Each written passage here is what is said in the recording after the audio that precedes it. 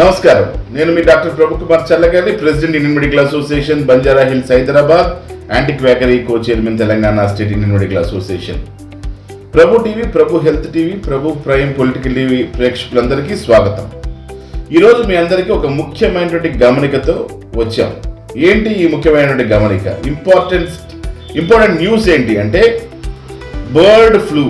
ఈరోజు తెలుగు రాష్ట్రాలలో bird flu శరవేగంగా విజృంభిస్తుంది, శరవేగంగా వ్యాపిస్తుంది. ఏంటి ఈ bird flu? H5N1 influenza వైరస్లో H5N1 సంబంధించినటువంటి ఈ వైరస్, బర్డ్ ఫ్లూ వైరస్ ఈరోజు ఆంధ్రాలో కొన్ని ప్రాంతాల్లో, తెలంగాణలో కొన్ని ప్రాంతాల్లో ఈ వైరస్ ప్రభావం మనకు కనపడతా ఉంది. ఈ స్ట్రెయిన్ H5N1 స్ట్రెయిన్ గాలి ద్వారా వ్యాప్తి చెందుతుంది, నీటి ద్వారా, శ్రావకాల ద్వారా, సెలవు ద్వారా వ్యాప్తి చెందుతుంది. కాబట్టి తస్మాత్ అన్ని ఫ్లూలాగా దీనికి కూడా మనం జాగ్రత్తగా ఉండాలి. కోవిడ్లో ఎలా జాగ్రత్తగా ఉన్నామో, స్వైన్ ఫ్లూలో ఎలా జాగ్రత్తగా ఉన్నామో, అదేవిధంగా ఈ వైరస్లో కూడా మనం జాగ్రత్తలు తీసుకోవాల్సిన అవసరం ఉంది. తప్పదా జాగ్రత్తలు అంటే తప్పదు. ఎందుకు అంటే ఈ వైరస్ వస్తే జలుబు, జ్వరం, గొంతు నొప్పి, ఒళ్ళు నొప్పులు, తీవ్రమైనటువంటి ఒళ్ళు నొప్పులు, తీవ్రమైనటువంటి జ్వరం, దగ్గు కూడా వచ్చి ఒక్కొక్కసారి ఇంకొన్ని సందర్భాలలో మోషన్స్ పెట్టే అవకాశం ఉంది. అంటే ఎక్కువ సార్లు వాటరీ లూజ్ మోషన్స్ లాగా పొట్ట ఇబ్బంది పెట్టడం, కడుపులో నొప్పి రావడం, అంటే గ్యాస్ట్రో ఇంటెస్టైనల్ డిస్టర్బెన్సెస్ కూడా ఈ H5N1 వైరస్లో మనం చూస్తున్నాం. ఈ H5N1 వైరస్లో వాంతులు, విరోచనాలు, అంతేకాకుండా సిఎన్ఎస్ మేనిఫెస్టేషన్, బ్రెయిన్కి సంబంధించి, నరాలకు సంబంధించిన సమస్యలు కూడా ఉన్నట్టుగా తెలుస్తూ ఉంది. ఈ H5N1 వైరస్ కొంచెం మిగతా వైరస్ల కంటే ఫ్యాటల్ వైరస్, కొంచెం భయంకరమైనటువంటి వైరస్ అని చెప్పుకోవచ్చు. ఎందుకంటే ఈ వైరస్ యాక్చువల్గా ఏవియన్ బర్డ్ వైరస్. ఇది ఏవియన్ వైరసెస్ అంటాం, బర్డ్స్లో వచ్చేటువంటి వైరస్. ఇది హ్యూమన్కి వ్యాప్తి చెందుతుందంటే హ్యూమన్స్ అందరికీ వ్యాప్తి చెందుతుంది. కొన్ని కౌస్లో కూడా, ఆవులలో కూడా ఇది, అంటే ఇతర జంతువుల్లో కూడా వ్యాప్తి చెందే అవకాశం ఉంది. అంటే బర్డ్స్ గాలిలో ఎగురుతూ వాటి స్రావాలని గాలిలో వదిలేసినప్పుడు కానీ, ఆ స్రావాలని నీళ్ళలో వదిలేసినప్పుడు కానీ, నీళ్లు తాగేటప్పుడు, లేదా ఆ స్రావాలని వాటి దగ్గరటువంటి ఆ వైరస్ని ఎక్కడ వదిలేస్తే అక్కడ ఈ వైరస్, అది యానిమల్స్ మీద పడితే పశువుల మీదకి, అదే విధంగా ఇతర హ్యూమన్స్, అంటే ఆ బర్డ్స్ దగ్గర పనిచేసేవాళ్ళు, ఇప్పుడు కోళ్ళ ఫారంలో కోళ్ళతోటి కొంతమంది పనిచేసే వాళ్ళు ఉంటారు, వర్కర్స్, వాళ్ళకి కూడా వచ్చేటువంటి అవకాశం ఉంది.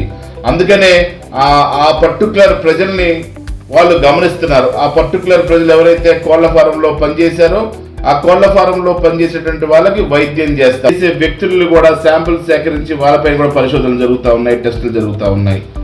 దీంట్లో మనం యాసిడ్స్గా చెప్పుకున్నట్టుగా ఇందాక నేను చెప్పాను, జలుబు, దగ్గు, జ్వరము, గొంతు నొప్పి, ఒళ్ళు నొప్పులు, కీళ్ళ నొప్పులు, కాళ్ళ నొప్పులు, మయాలజియా, ఒళ్ళు నొప్పులు, కీళ్ళ నొప్పులు, కాళ్ళ నొప్పులు, మజిల్స్ పెయిన్స్, మయాలజీ అంటాం.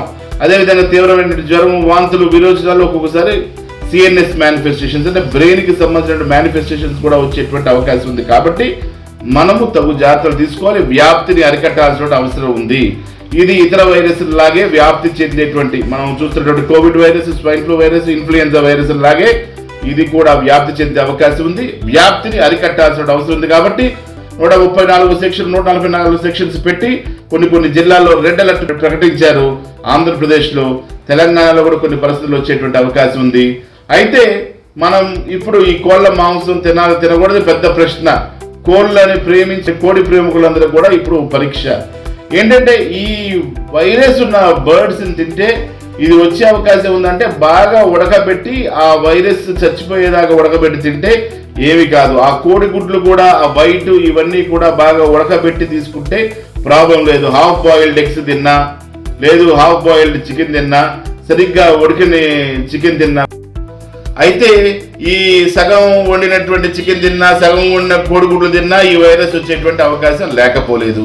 కాబట్టి కోడి మాంసం ప్రేమించేటువంటి మహానుభావులందరూ జాగ్రత్తగా ఉండాల్సిన అవసరం ఇప్పుడు ఎంతైనా ఉంది. కాబట్టి కోడి మాంసము, కోడిగుడ్లని బాగా కడిగి వండి బాగా ఉడికించి తినాల్సిన అవసరం ఈరోజు మనకి కంపల్సరీగా. ఆ రకంగా మనం వండుకొని తింటేనే మనకి ఆరోగ్యానికి మంచిది.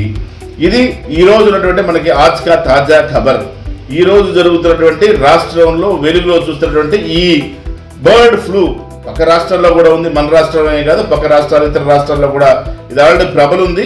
కాబట్టి తగు జాగ్రత్తలు మనం తీసుకుంటే చాలా చోట్ల ఆ కోళ్ళన్నింటినీ గుంతలు తవ్వి వాటిని పూడ్చిపెట్టి వాటిని క్లోజ్ చేసేసారు, వాటిని మట్టిలో పెట్టేసి క్లోజ్ చేశారు. సో దట్ వైరస్ ప్రబలకుండా, వైరస్ వ్యాప్తి చెందకుండా తగు జాగ్రత్తలు ప్రభుత్వాలు తీసుకుంటున్నాయి. మనం ప్రేక్షక పాత్ర వహించకుండా ప్రజలుగా, సిటిజన్స్గా, గుడ్ సిటిజన్స్గా ఈ వ్యాధి వ్యాప్తి చెందకుండా, బర్డ్ ఫ్లూ వ్యాప్తి చెందకుండా శ్వాసకోశ సంబంధమైనటువంటి సమస్యలు తీసుకొచ్చి పెద్దవారిలో, చిన్నపిల్లల్లో తీవ్రంగా మారేటువంటి అవకాశం ఉంది. పెద్దవారిలో, చిన్నపిల్లల్లో ప్రాణాపాయ స్థితిలోకి, రెస్పిరేటరీ డిస్ట్రెస్ సిండ్రోమ్ లా మారే అవకాశం ఉంది. కాబట్టి అదేవిధంగా ఇమ్యూనిటీ తక్కువ ఉన్నటువంటి వాళ్ళలో కూడా, ఇమ్యూనో కాంప్రమైజ్డ్ పేషెంట్స్ లో కూడా, ఇమ్యూనిటీ సమస్యలు ఉన్నటువంటి పేషెంట్లు కూడా, అంటే immunity compromised patients like diabetes, hyper tension, తర్వాత ఎయిడ్స్, హెచ్ఐవి, టీబీ లాంటి ఇతర ఆరోగ్య సమస్యలు ఉన్నటువంటి వాళ్ళ మీద, క్యాన్సర్ పేషెంట్స్ మీద దీని ప్రభావం ఎక్కువ చూపించే అవకాశం ఉంది. కాబట్టి ప్రజలు జాగ్రత్త పడాల్సిన అవసరం ఉంది. కాబట్టి దీనికి మంచి వైద్యం ఉంది. ఇలాంటి గొంతు నొప్పి, ముక్కు నొప్పి, ముక్కు దిబ్బడ ఇలాంటి వచ్చినప్పుడు యాంటీవైరల్ డ్రగ్స్ వాడుకునేటువంటి అవకాశం ఉంది. ఈ సమస్యను తీవ్రంగా మారకుండా ఉండడం కోసం టాబ్లెట్స్, యాంటీవైరల్ డ్రగ్స్, పారాసిటమాల్ లాంటివి అనేకమైనటువంటి ఇతర మందులు ఉన్నాయి. కాబట్టి వీటన్నింటినీ ఇమీడియట్గా వాడుకోవడం మంచిది. ఎండాకాలంలో జాగ్రత్తలు తీసుకోవడం కూడా చాలా ఉత్తమం. కాబట్టి ప్రజలు, తెలుగు రాష్ట్ర ప్రజలు, భారతదేశంలోని ప్రజలు ఈ విషయాన్ని గమనించి, ముఖ్యంగా మన ప్రభు TV, Prabhu health TV, Prabhu prime political TV చూస్తున్నటువంటి మా ప్రేక్షకులందరూ కూడా ఈ జాగ్రత్తలన్నీ పాటించి మిమ్మల్ని మీరు కాపాడుకొని మన ఛానల్కి ఒక సబ్స్క్రిప్షన్, ఒక లైక్, ఒక షేర్ చేయండి. నమస్కారం.